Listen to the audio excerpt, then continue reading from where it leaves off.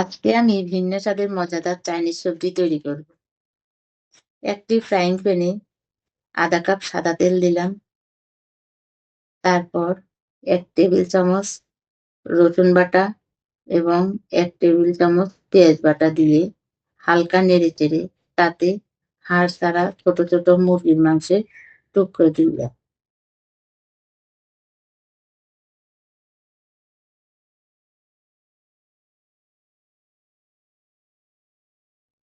তারপর ১ চামচ আদা বাটা, চিংড়ি মাছ এবং বাদাম বাটা দিয়ে কিছুক্ষণ ভেজে নিলাম।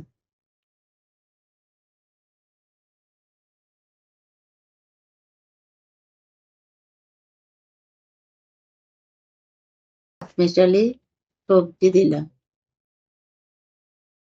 তবে সবজিগুলো অবশ্যই হালকা সিদ্ধ করে নিতে হবে।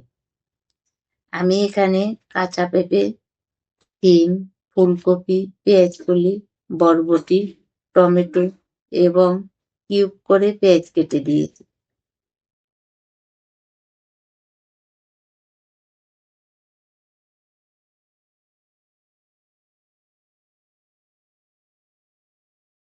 সবজিগুলো কিছুক্ষণ নেড়েচেড়ে ১ চামচ চিনি এবং কর্নফ্লাওয়ার মিশ্রিত ২ কাপ গরুর দুধ দিয়েছি।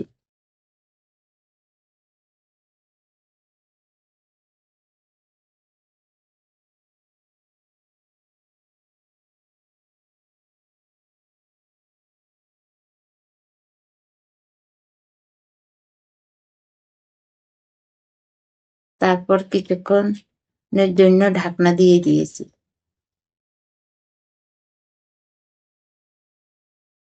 ঢাকনা খুলে গরম মসলার গুঁড়ো এবং ১ চামচ ঘি দিয়েছি। তৈরি হয়ে গেল টেস্টি চাইনিজ সবজি।